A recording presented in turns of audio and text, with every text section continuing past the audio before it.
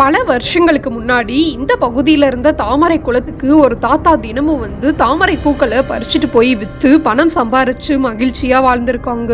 அந்த சமயத்துல ஒரு நாள் தாத்தா தாமரை பூக்களை ரொம்ப கஷ்டப்பட்டு புடிச்சு இழுத்தும் ஒரு பூவை கூட பறிக்க முடியாததுனால குழப்பத்தோட வீட்டுக்கு போயிருக்காங்க. இந்த விஷயம் நடந்த அன்னைக்கு இரவு தாத்தா தூங்கும் போது கனவுல ஒரு பெண் வந்து, நாளைக்கு காலையில தாமரை குளத்து கரையில ஒரு ஆலமரம் இருக்கும், அங்க தோண்டிப்பாரு உனக்கு விடை கிடைக்கும்னு சொல்லியிருக்காங்க.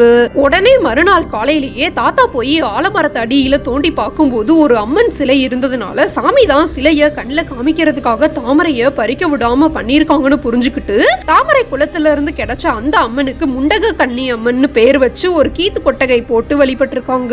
காலப்போக்குல கோவில பெருசா கட்டலாம்னு நினைச்சு பக்தர்கள் சாமிகிட்ட குறி கேட்கும் போது சாமி உத்தரவு கொடுக்காததுனால கருவறை மட்டும் இப்பயும் கூரையில இருக்கிறதையும் கோவில் கட்டடத்துல இருக்கிறதையும் பார்க்க முடியுது. இந்த முண்டக கண்ணி அம்மன் கோவில் சென்னை மயிலாப்பூர்ல இருக்கு.